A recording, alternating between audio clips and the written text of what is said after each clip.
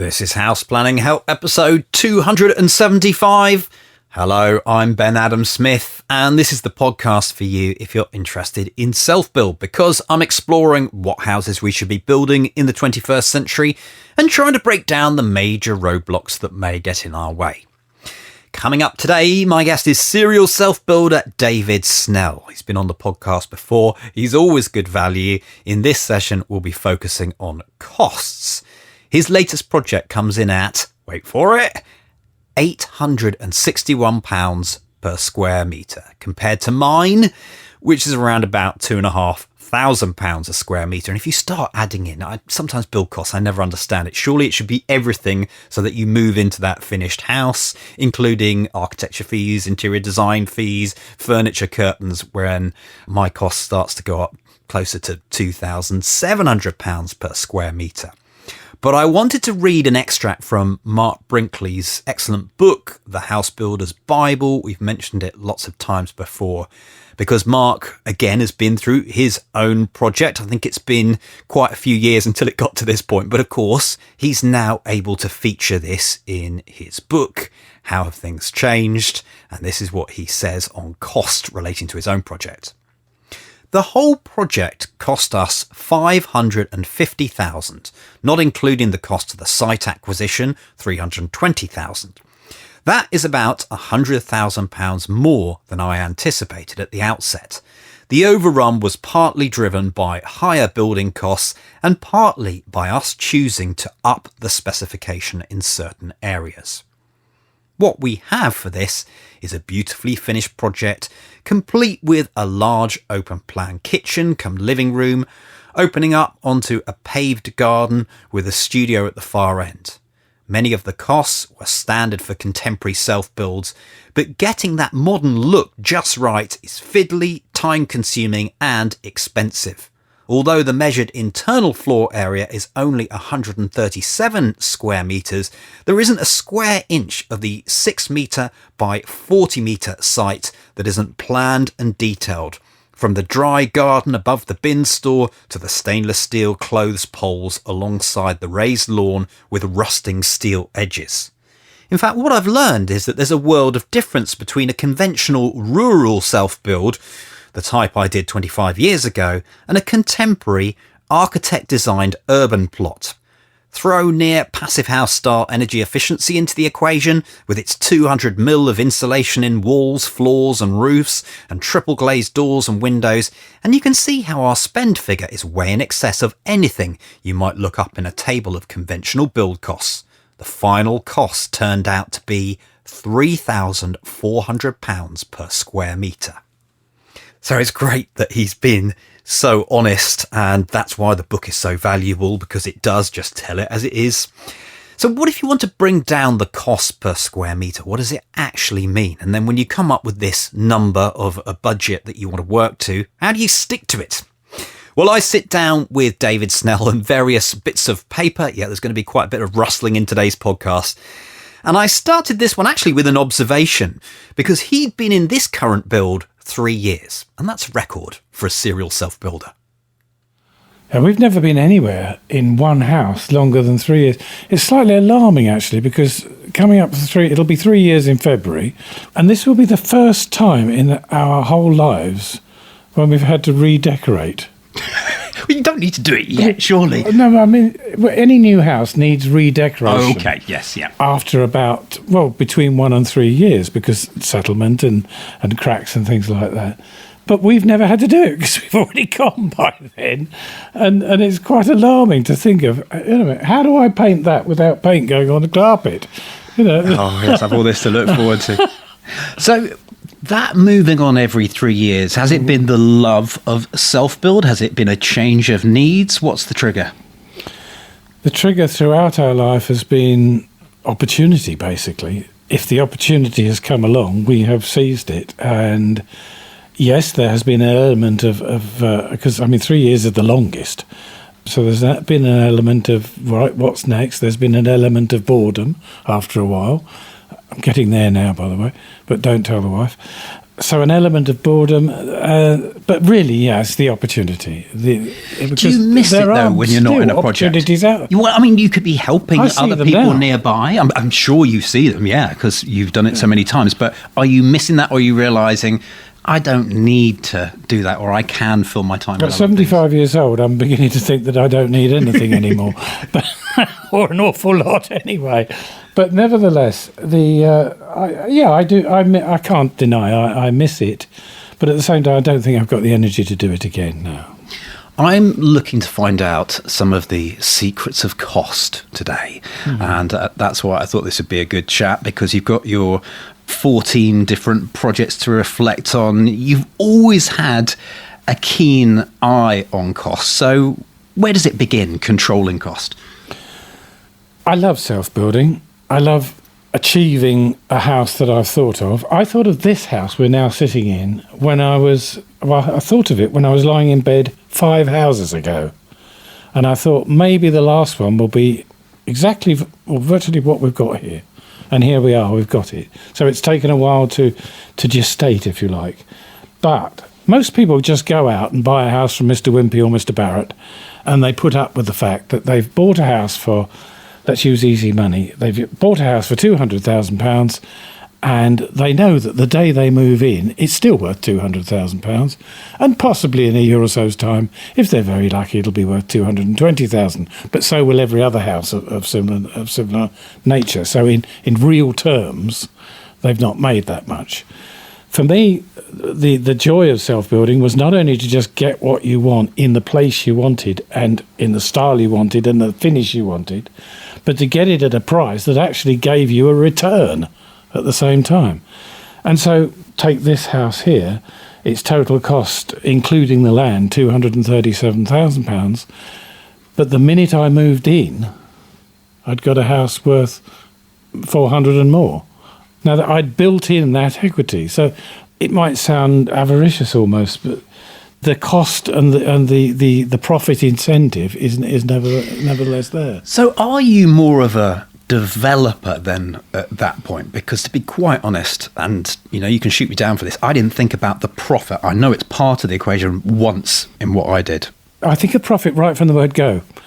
I would never enter a project unless it was going to show me positive equity. I would never enter a project that would show me negative equity. That doesn't mean that if I found the plot of my dreams and knew that I was never going to move again, that it would matter as much as it has before. But all the time we've built, it's been to house ourselves, to suit our own situation, to suit the family situation we had, to suit how we were living at that time. And at the same time, it's also, in the back of our minds, been to gradually build up equity to this point where we now sit in this house with no mortgage. We have other houses with no mortgage, and my time of life, that's quite necessary. So nobody wants to go into negative equity, and we do want to have cost certainty. So I think it's quite difficult. You've got experience now, so that must be a big factor in cost. But that experience doesn't give me, I don't have anything that everyone else doesn't have. I never start the project without thinking about costs and without thinking about values and equating the two. I never start a project without getting it costed, and that's almost the first thing I do when I've got some plans. So how do you do that, get it costed? I send them out to several costing organisations or quantifying organisations associated with the magazine, Home Building and Renovating, and the ones I use are estimators online, Estimating Limited, and I've sent it out to them. And I've sent every project I can think of out to them before I've started. And when it's come back, sometimes it's been spot on what I thought, sometimes it's been disappointing, sometimes it's been gratifying. It might cost me less than I originally thought. But equally, on all of them, I had a bench line and a benchmark. Of what you could afford? if I thought of a house for a plot and it wasn't what I could afford or what was worthwhile putting into that plot, say for example I had a house designed and the costs came back at 300,000, and I really thought that was, well, it was either more than I could afford on that plot, or else it was more than was worthwhile putting in order to make positive equity, then I've got the design wrong. I need to go back to the drawing board design wise. But I've also, never got to that situation. Experience has told you what is everything, because that's something that I found quite hard coming in the first time, is when does it stop? I can do as well as I think I can, but you're presumably getting everything costed to the curtains, to anything extra that's going to be needed in a house. Well, to the curtains and the carpets, that cost I've just said about this one included the cost of this latest building. It does include carpets and curtains and stuff like that, and it worked out at £861 a square metre. See, that's very low from what I know and the projects that I look at. That's exceptional. And you're not even building this yourself, are you? Good Lord, no. I've just told you how old I am. Well, I know. What else do you do? A sort of lottery winner? No, that would then be encountered.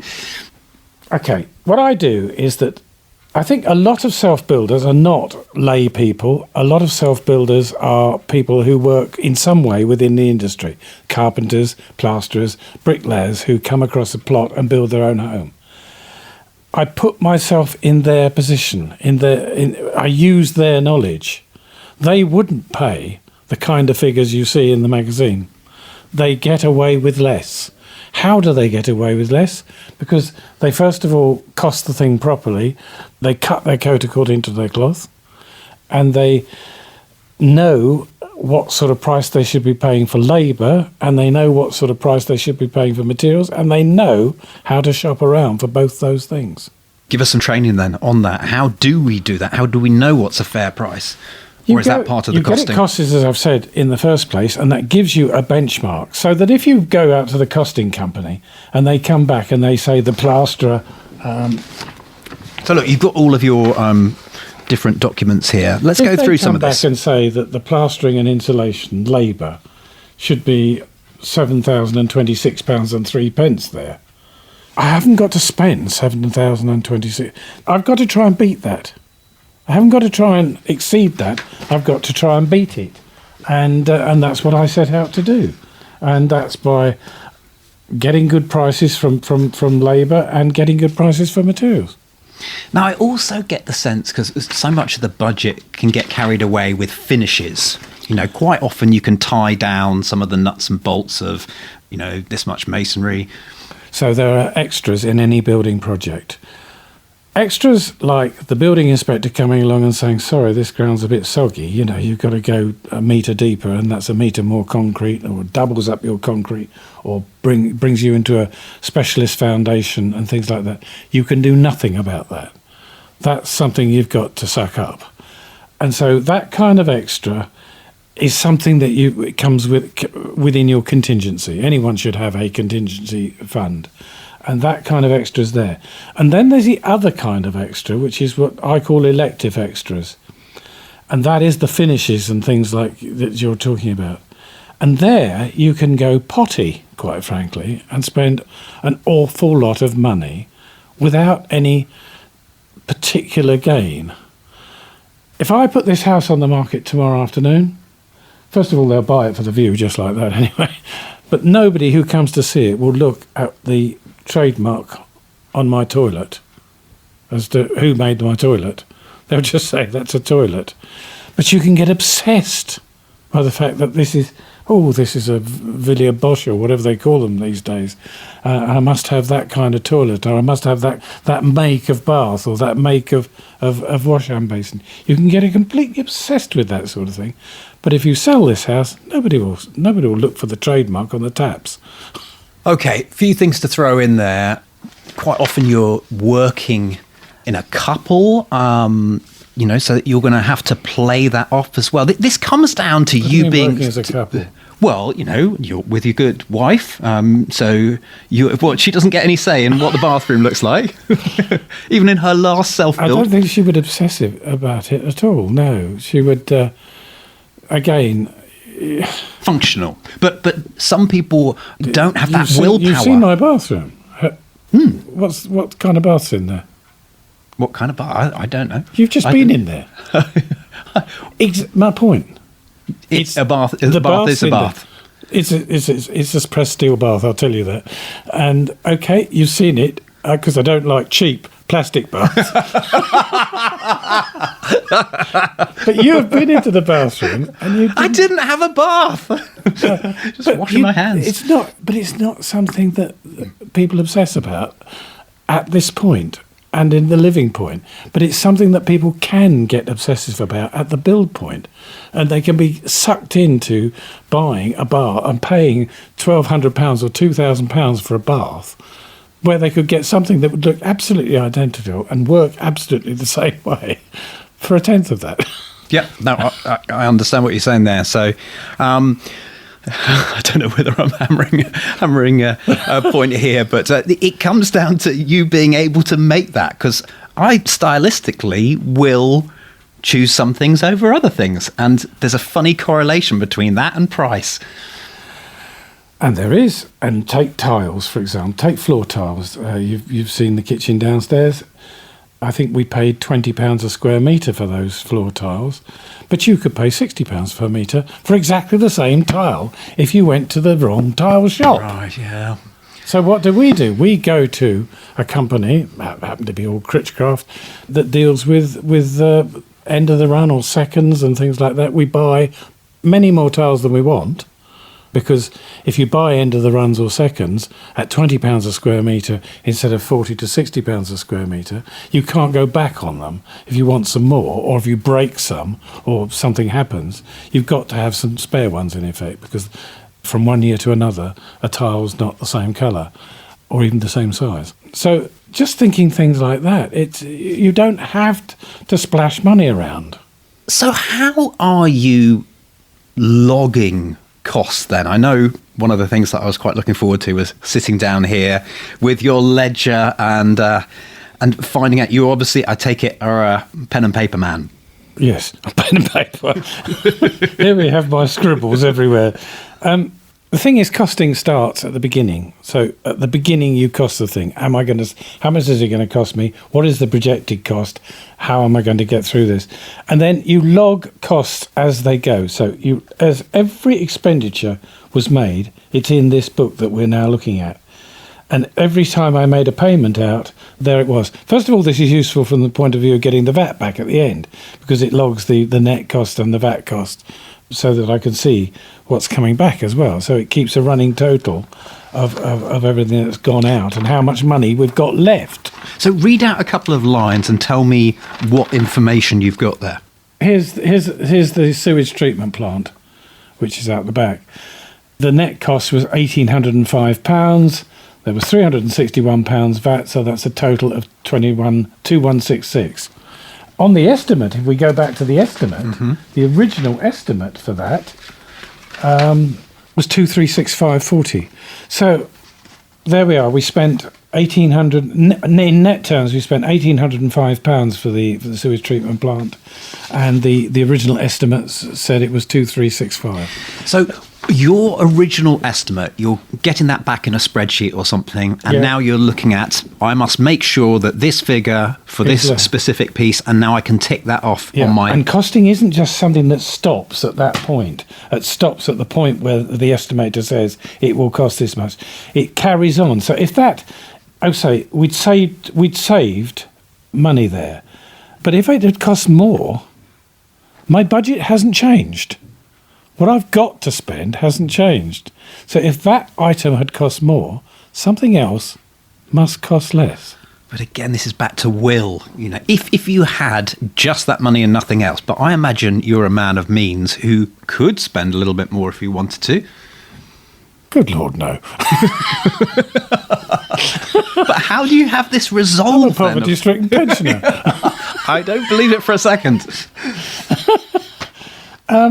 I'm frugal. I'm not stingy. But I'm frugal. I don't spend more than I've got or I've originally budgeted for. Yeah. Well, yeah, I think it's an attitude, isn't it? And I think that's not the attitude of some rich man who say, I'm not putting any more in that than I have to, and things like that. That's the attitude of the young self-builder who happens to be a carpenter who works on site and has come across a piece of land and knows how to build, and therefore has built himself a house because he sees that as a natural way of housing himself.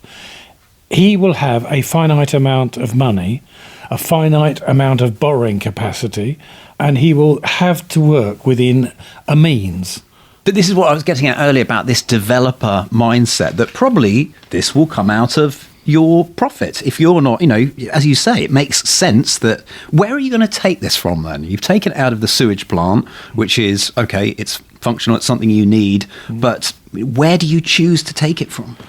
You choose to take it from towards the end of the project, the big high-cost items, high-value items, the luxury items. So if my drains, instead of costing me the amount they had, if they'd cost me £3,000 more, then I would have had £3,000 less to spend on kitchens and sanitary ware and things like that. They didn't. They cost less, so I could actually spend more on the kitchens. Yeah, well, which is exactly what you want to do. So I'm going to ask this question then about landscaping. Does that mean when you got to your landscaping, because a lot of people by that stage, they're out of cash, they're in trouble, you sailed to the end of the project? So landscaping, again, is another case in point. The landscaping doesn't just suddenly occur at the end of the project. It's what gets eaten into. No, it gets eaten into if it's left till the end of the project. You have diggers charging around here, carving out holes and foundations and reducing levels and things like that. Here, there's a differential in level out there between the roadway and the back fence of something like 3 metres. So as this property was built, the landscaping was happening. It wasn't something that was happening at we finished the house, now let's start with the landscaping. It was a continuation through the whole project. And so landscaping was costed in as we went. So here we dug out probably about 400 tonnes of material. What did we do with that? We put it in a heap at the back, and then we brought it back where we needed it as we needed it as we built. So we didn't try and build this house. This house, if that backfill at the front behind, so we had to build a stone wall there of 1.6 metres tall between us and the road. We didn't just work with this house with a dirty great hole there and scaffolding another story higher, if you like, with that hole. We filled that in so we were creating our levels as we went. So landscaping, to a large degree, was a generic thing that happened as we built through the property. Okay, what else do we need to think about? I'm sure there's lots more on cost.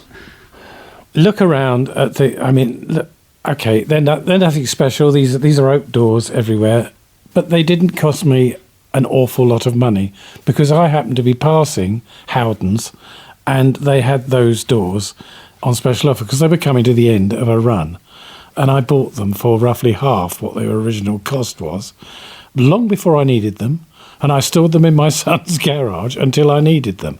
I looked out for an opportunity and I bought them and I saved the money on them, and there they are. Now, they're not the current range, but how often do you have to replace an internal door? Yeah, and I have some doors from Howden as well, so you've halved the price or whatever. Yeah. Where do people go wrong then? If you had to look at some of the projects that you've done at the magazine and so forth, what is it? Is it the ground? Is it those preferences? Is it a mixture of things? I think it's believing you're on a train that you can't stop. You are on a train you can stop. At any time, if it's running ahead and away from you, money-wise, you have to have the ability and the power to say stop. And you do have that ability and power because it's your checkbook that's paying for this. And if it's not going right and you want to stop and think, do so. If you have got a price for a plasterer and the only plasterers you can get are twice that cost, and you think, oh my God, we can't stop, we need the plasterer, and you run onto that, you've just doubled your plastering cost. And if you keep on doing that a few times, then you're way out of budget. No, we are going to wait until we find the right plasterer at the right price. And have you ever got it wrong? Have you ever... Do I make mistakes? Do you make mistakes? How could you possibly I wasn't going to phrase it like that. Yes, I do make mistakes. I've made mistakes here, even. Some of which are going to be a pain to rectify, to be honest. I mixed up, and one big tip I'd give people is never mix up MDF with timber in things like door linings. So here we've got MDF architrave and timber door linings, and the two behave differently and shrink differently and separate and things like that. And the redecoration that I'm so frightened of here is going to be more difficult because of that mistake, in effect. In my defence, there weren't very many MDF door linings around at that point. There are now, but there we are. Now, I know that something that was quite close to your heart was how the cost per square metre has gone up over time. So what do you equate that to, and has that worked out the same for you on your projects? It's not worked out. I've actually costed the last 5 projects of mine, and if we could say 2001 it cost me £706 a square metre. 2004 it was 1,063, which was a quite avant-garde design. 2007 was 900, 2009 was 880, and this 2016 was 861. So much for inflation. In that period, between 2001 and 2016, 15 years, there hasn't really been any radical inflation in costs as far as I'm concerned. I think people are getting locked into the fact that self-build can go over the top cost-wise. I think that people are getting locked into the fact that all of the innovations that are available have to be thrown into a self-build, and I think that's throwing costs up way beyond what you need to do and you need to spend. And there is a big difference, isn't there, between a house that's just a functional house and one that's got all singing, all dancing, absolutely everything, swimming pool, whatever it might be, games room. Those are two extremes, aren't they? And what's interesting is if you build a basic house, like you were saying earlier, people still look for it. Or does it have a bathroom? Yeah, I think this house here, and any house I've ever built, has suited my situation in life. I'm 75 years old. This house has been built with the future in mind. This house is for the next 30 years. And therefore, everything that we've done within it allows us to be able to live here for our declining years. All the doors are wheelchair width. All the taps can be opened and shut with impaired hand movement. The bedroom and the dressing room and the ensuite are downstairs. One of the lounges is downstairs, and the top one can be given to someone who's here to look after me in my later years. Well, there we go. That is a story that the final self-build is actually the 30-year one. David, lovely to catch up with you again. Thank you so much for all this information. Again, cheers. Head online to take a look at the show notes that accompany this session, houseplanninghelp.com/275, where you can review the main information again in our summary. Perhaps you have a comment or you'd like to ask a question, just scroll down to the bottom of the show notes. There's a place to do that there. We'll link you to Home Building and Renovating, the magazine that David has contributed to probably in the decades, I would imagine. houseplanninghelp.com/275. Finally, I'd like to ask a favour. We make this podcast and we obviously would like the content to get out to as many people as possible. And one way that you can really help us, if you haven't done this before and you've listened to a few episodes, particularly if you've been with me for a few years, if that's you and you haven't written us an iTunes review, then please take the time now to do that. Or maybe not on iTunes, but whatever directory you're using. iTunes still seems to be the biggest. And if you're on there, you just head into the Apple Store, Search for the podcast House Planning Help and then click on ratings and reviews and type away. It's not even as if they have to be very long. Just try and help someone else understand what the podcast's all about, what the themes are, and your review will then count to boost us in the rankings. If you can help there, it would be much appreciated. Next time, Roman and Tracy Ivanchuk are my guests. We've got a case study of their self-build. It's called Hope View Passive House. We'll see you next time. Thank you so much for listening. The House Planning Help podcast is produced by Regen Media, content that matters.